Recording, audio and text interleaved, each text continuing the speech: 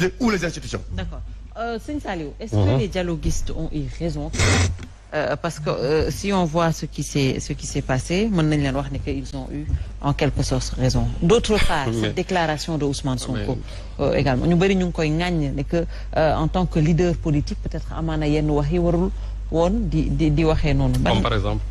Par rapport ak ñuy wax ne que su bokkul sa élection yi ça va installer le chaos au Sénégal. Vous êtes d'accord avec lui?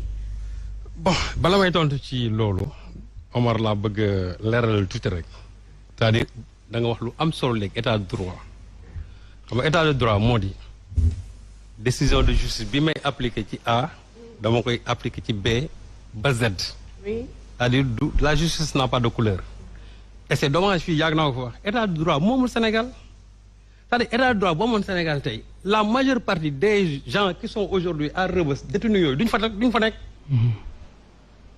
tey je te dis quels sont les gens qui se sont prononcés ici fii wax fi loo ay njombe fii ci plateau bi fii am na nit ku toogoon fii wax fi njombe ba léegi mi ngi plastronné ci dëkk bi di dox bu dégg bëccëg. alors qu'il y a des gens qui ont dit moins que ça aujourd'hui qui depuis 5 mois ils sont aujourd'hui à Rebeuss. Oui, c'est vrai. Ça c'est vrai. mais moo tax état de droit aussi bu leen ko analyser sous le prisme simplement de Sonko xam nga problème sénégalais yi c'est-à-dire bu ngeen ko bëggee jël uniquement sous Sonko que Sonko bàyyi ko na dem prison pour man loolu j'ai dit que c'est mineur. par rapport mais tu es d'accord qu'il faut bien qu'il aille en prison. non je suis pas le juge Aïssatou. et puis aussi c'est pour man. non l'autorité d'une chose jugée. dañ ko war a respecter ci réew mi. il y a une décision. mais loolu amagul décision de justice. non dafa nànk rek. boo xam ne dañ ko war a respecter. non autorité il parle de l'autorité de la justice. non je te parle non loolu mooy suite bi rek. suite la waaw moom laa la wax mais pour le moment nii. waaw moom laa la wax. C'est ça. non il y a une décision. mais laaj ko moom lu ko yóbbu Aïssatou lan moo ko yóbbu la décision de justice. la décision de justice. da am na ñu ko yàlla jagleel. Oui. ñoom ñi ko war a def. ils n'ont qu'à aller exécuter ça wax ji jeex. waaw loolu c'est-à-dire xam nga problème bi moom dama ne. ñoom ñoo tapet. loolu nañu exécuter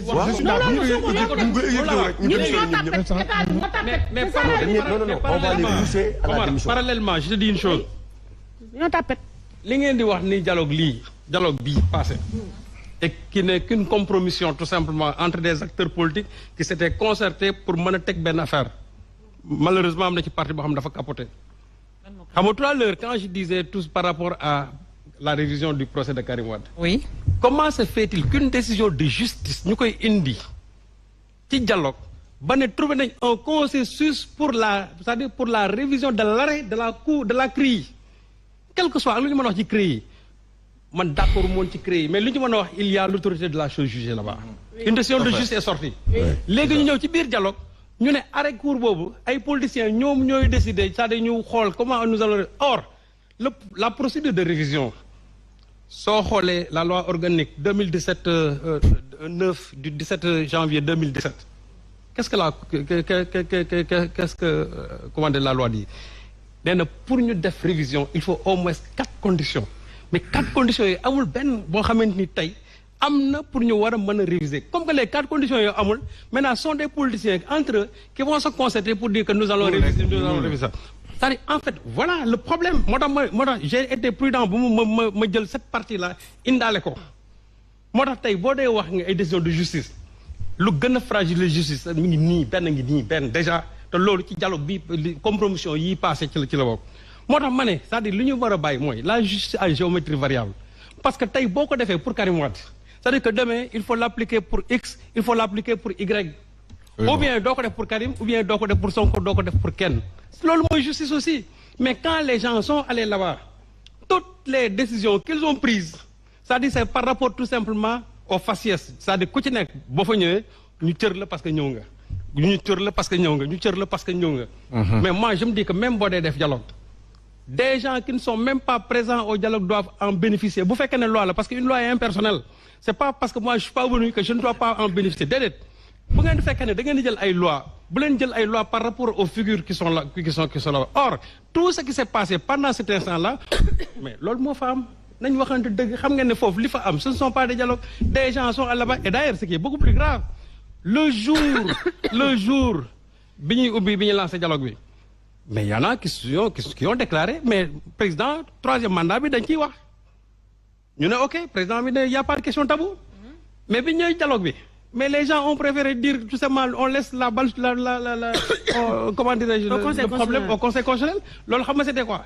C'était tout simplement que nous dérobons par rapport à ce que nous avons dit dès le départ. Et vous voyez ce qui est ils en ont parlé, ils n'ont pas réussi à trouver de consensus. Non, c'est pas un problème de consensus. Et c'est ça qui est grave. Qu'est-ce que c'est? Le problème du dialogue, c'est-à-dire dialogue, ce n'était pas en réalité un dialogue.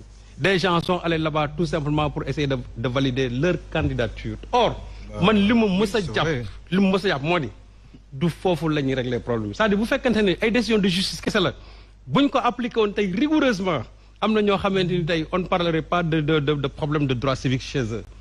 Donc, dialogue bobu mënu régler lool. Et ce qui est grave, moy décision de révision de la procédure de révision de l'arrêt de la CREI, lolu ñukoy décider ci ay dialogue.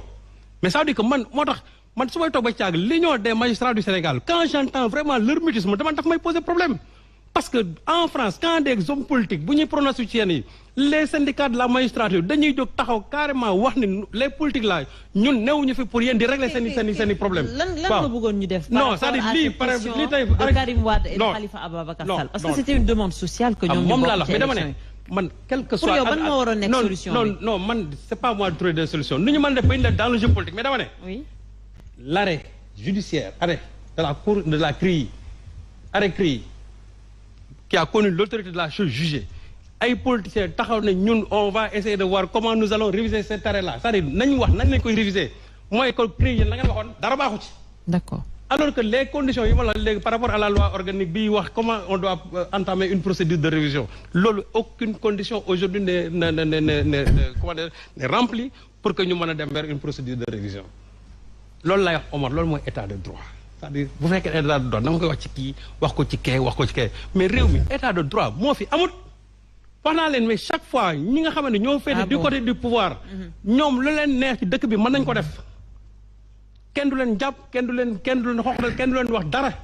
Mais une fois que tu es dans l'opposition ou bien une fois que tu es soupçonné et appartenir à l'opposition, c'est-à-dire bon, à la sûreté de l'État. Et c'est ça l'état de droit. Ça, c'est pas l'état de droit. Moi, Omar, il ne faut pas jouer avec les mots là. Vous savez que si nous voulons normal, justice, vous appliquer, qu'on l'applique à tout le monde. Sans regarder son appartenance politique, sans regarder sa proximité avec le président de la République. Parce que 2 poids 2 mesures. Non, 2 poids 2 mesures, dans une République.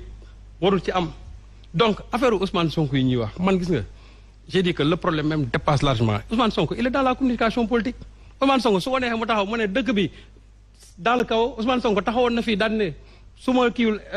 élection législative, élection législative, il est dans sa communication politique. Dans son rôle. Non, il est dans sa communication politique. Comme les autres, aussi.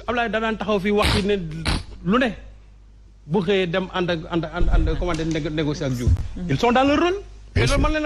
D'accord. Nous procédons qui nous. Mais, ce que je veux dire, pour faire qu'un le président actuellement, c'est bien. Lolo.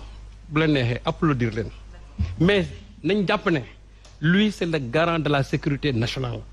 Et tout à l'heure, le président Ousmane Sonko warna xolat bu baax sa communication. C'est vrai. Mais parallèlement aussi, ki nga xamé mo jité réew mi amna no xamni war nay xolat bu baax. Parce que quand j'entends le président de la République buy wax même concernant Sonko sax président mënul taxaw sax wax ba tuddu Ousmane Sonko. C'est un problème. Mais Sonko nak. Mais Sonko chaque fois mu né Macky Sall. Sonko voilà. Mais président de la République non xam nga ba légui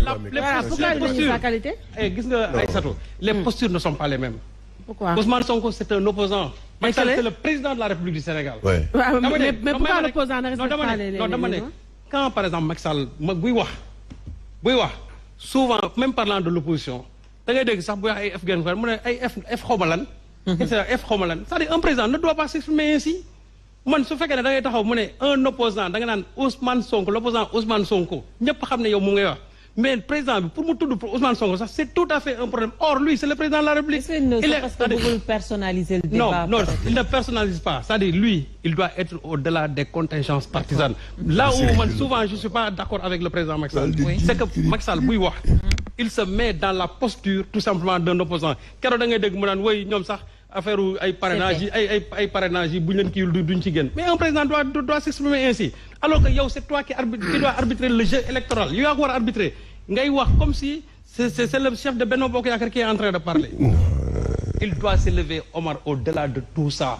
c'est-à-dire grandeur bi pour man dama ne grandeur bi ces temps-ci d'accord sur tous les débats il va parler de l'arrêt de la crise. Non, arrêtez. Parce que c'est ça qui l'arrange. Non, c'est pas ça qui il a combattu la crise. Oui. Durant tout son temps, aujourd'hui, il parle de l'arrêt de la crise. Mais pourtant, il va parler encore de l'arrêt de la crise. Très bien. Alors que le combat contre la crise, cette juridiction d'exception a été combattue. Il parle même à l'intime. Même à l'intime l'a combattu. Très bien. Et le droit et le comité des droits de l'homme a exigé à l'État du Sénégal de réviser le procès de Karim Wade. Man suñ ma toppoon on ne parlerait même pas de la révision de ça. Parce que j'ai toujours soutenu ici qui n'ont pas perdu leurs droits civiques. Que Karim et Khalifa n'ont jamais perdu leurs droits civiques. Tu l'as toujours dit. Compte tenu de l'article 34 du code pénal. Toujours, je l'ai soutenu ici. Et je l'ai argumenté. Et j'ai convoqué d'autres magistrats qui ont dit la même chose. Donc, man, mais donc, sur quoi vous allez parler du deal? Non. Alors, le deal là, c'était quoi? Parce qu'on voulait que Karim Wade et Khalifa soient candidats. Mais non. Non, bien sûr. Un deal, bien sûr. Un deal. Mais quand on parle de la révision de l'arrêt de la CREI, tu as vu Antoine? Il parle encore de l'arrêt de la CREI. C'est ça son os de Borlam. C'est ça son os de Borlam. Il va parler de ça tous les jours. Mais aujourd'hui, d'accord, Serigne.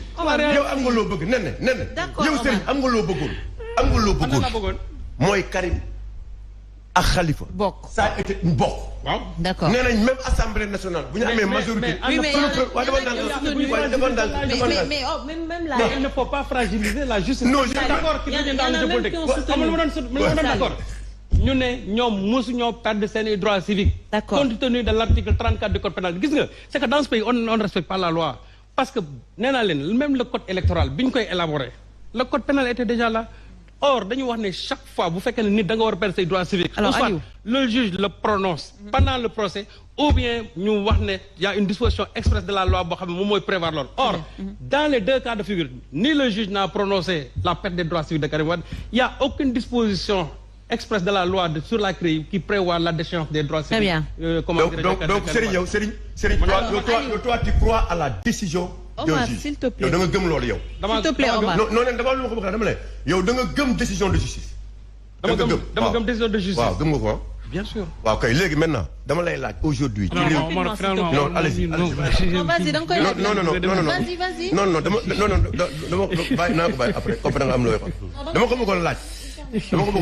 Comme il croit à la décision de justice.